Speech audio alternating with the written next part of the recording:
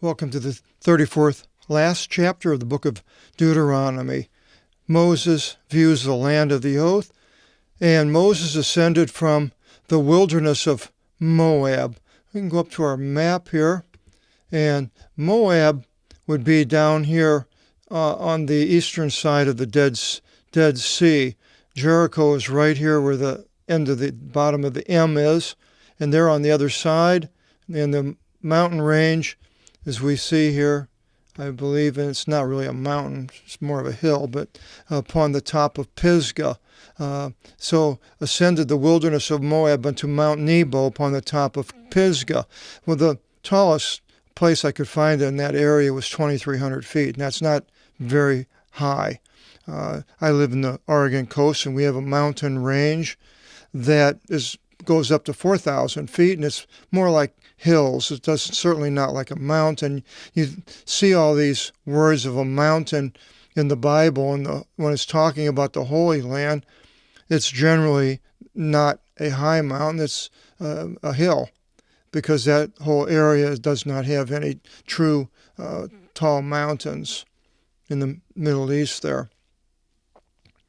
Then, so he has now went up on this mount. It's called Navav in the Greek, Phasgah in the Greek on Pisgah, which is upon the face of Jericho, which I showed on that map.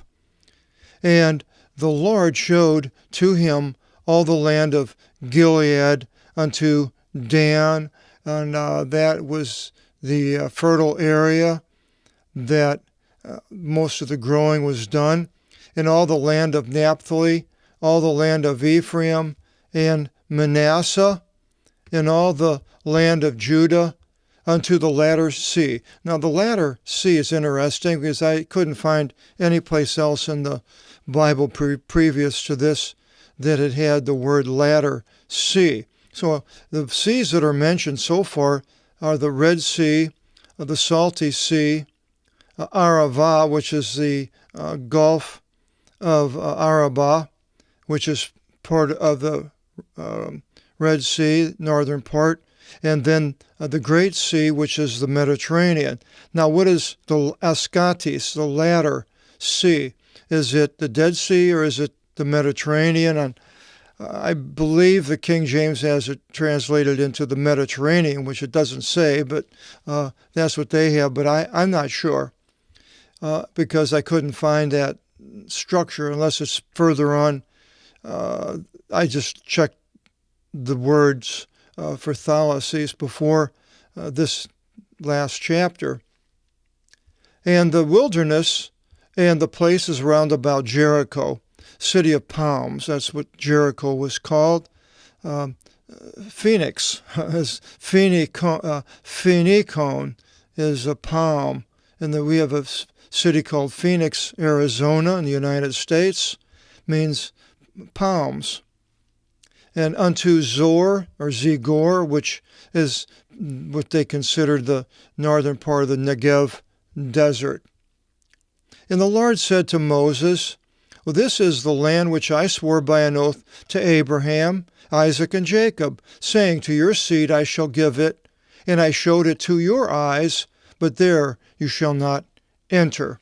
And he couldn't go in because of what happened in Numbers 20, starting with verse 1. You can check that out, the water of dispute, where he was told to talk to the rock, but yet he went there and complaining to all the people that they were causing all these problems, and he struck the rock, and then God said that he couldn't go into the promised land, but he allows him to see it. Of course, then I mentioned before, the pastor of the church we had mentioned how, well, he made it in the back door because on the Mount of Transfiguration, he appeared with Elijah. And then it says, and Moses came to an end there. So apparently he died there on Mount Nebo and Pisgah range, the servant of the Lord, that's who he was, in the land of Moab. And this whole area was Moab by the word of the Lord. So he came to an end, and they entombed him in the land of Moab, near the house of Peor. Now, exactly where this Peor is, it's a high place because it's mentioned here, and we'll go into it. And Balak said to Balaam in 23:25, this was, Numbers. And Balak said to Balaam, Balak is the king of the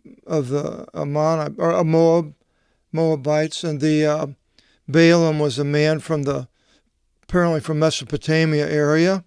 He says, neither in curses shall you curse him, nor blessing shall you bless him. And Balaam answering said to Balak, did I not speak to you, saying, the word whichever God should speak, this I will do? And Balak said to Balaam, well, come. And this is the last time. He did this 2 or 3 times before.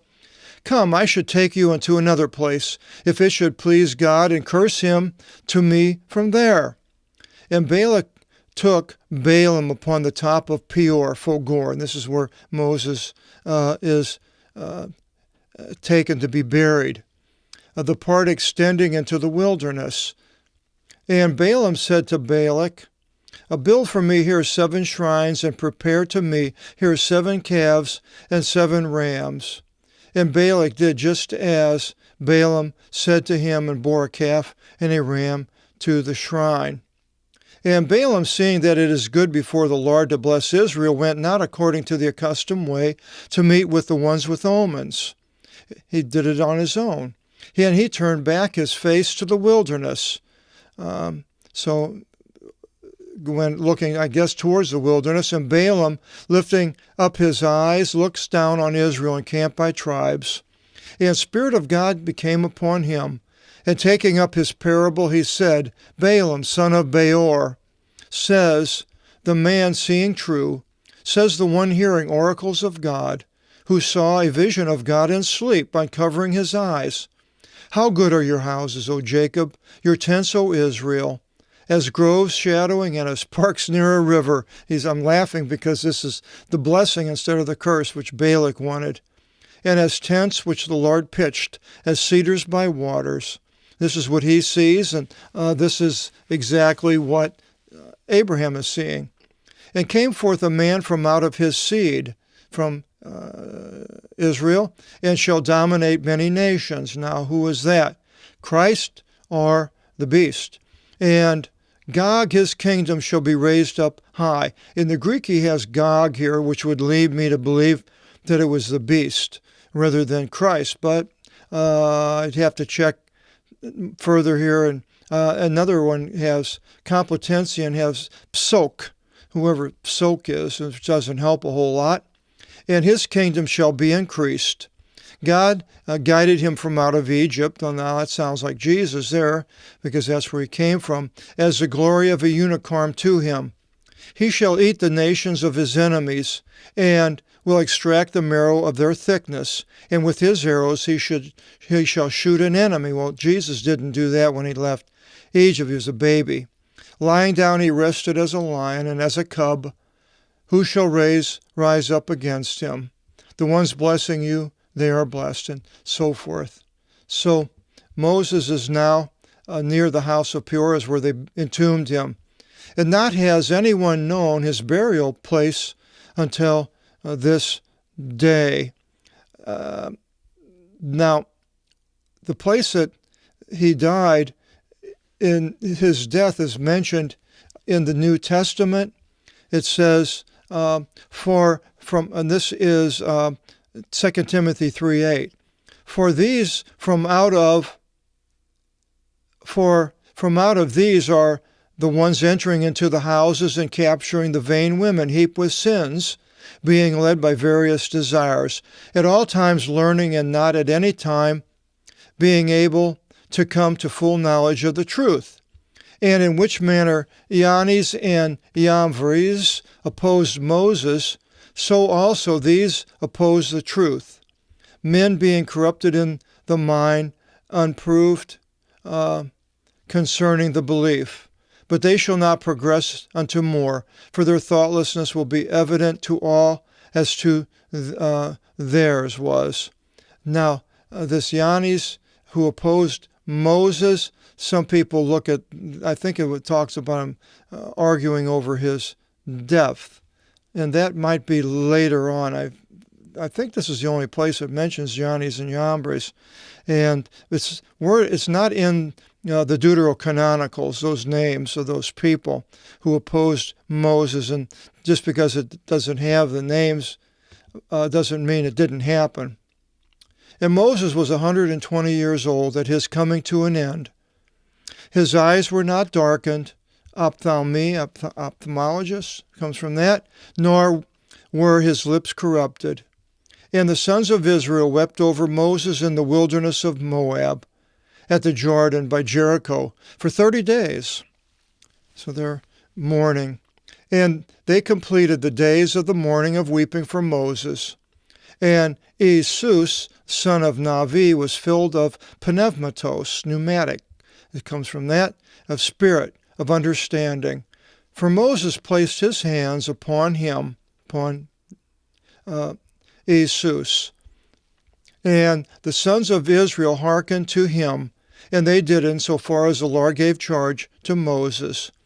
And there rose up not any longer a prophet in Israel as Moses, whom the Lord knew him face to face, in all the signs and miracles which the Lord sent him to do in the land of Egypt to Pharaoh and to his attendants and to all his land, and the great wonders, and all by the fortified hand which Moses executed before all Israel. Probably the greatest person in history other than Jesus Christ.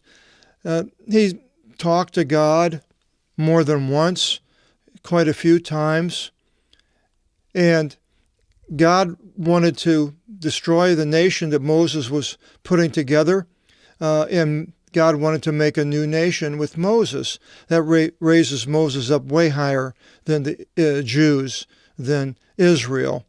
And Moses, with his speaking to God and being raised up that high, and then later appearing with Jesus on the Mount of Transfiguration, makes him a great person. Nobody in history could have these credentials.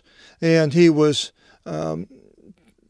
a meek man, it says, and he went through a lot of hardships, a lot of blame by the children of Israel during his lifetime, and even blame by his brother and sister when they came against him, and the disappointment of seeing the people rejecting God in so many places.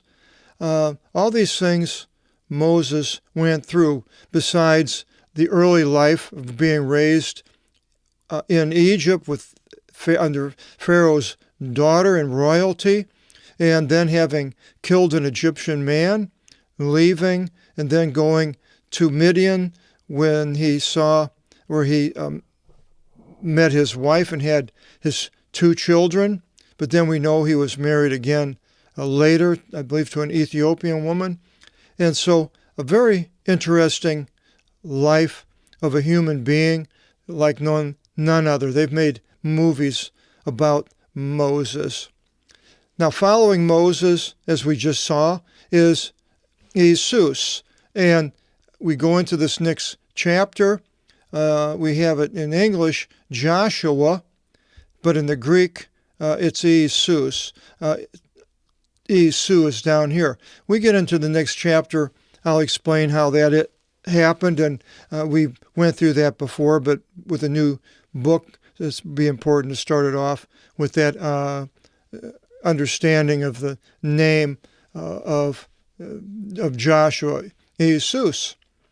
Hope you'll continue with us in the next book of the Bible, Joshua, and until then, God bless.